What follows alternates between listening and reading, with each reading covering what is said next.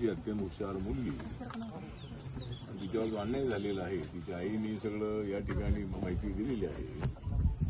पोलिसांनी मला काल रात्री माहिती दिली होती.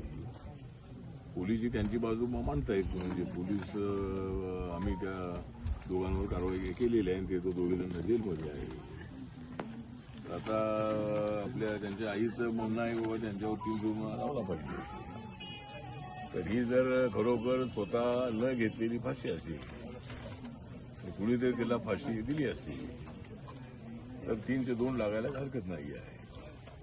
त्यासाठी नक्कीच खरोखर तिने घेतलेली ती फाशी आहे का, त्याचं एक डिटेल इन्व्हेस्टिगेशन जे आहे ते होणं अत्यंत आवश्यक आहे.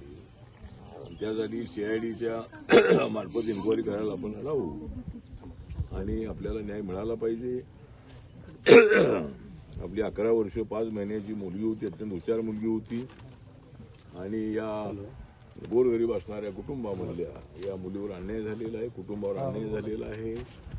आणि टाका गाव जे आहे ते मी 84 मध्ये आलो होतो. आमचे भाऊराव गायकवाड एक आहे, 84 मध्ये मी इथं आलो होतो. आमच्या दलितांच्या काळामध्ये माईसाहेब आंबेडकर सुद्धा बाबासाहेबांच्या पत्नीत आल्या होत्या. आणि या गावामध्ये मी आलो होतो. लातूर जिल्ह्यामध्ये अनेक खेड्यापाड्यात मी आलेलो होतो त्यावेळेला. ठीक आहे, तर आता या गावामध्ये हे जो अन्याय झालेला आहे त्याला वाचा फोडण्याची जबाबदारी माझी आहे.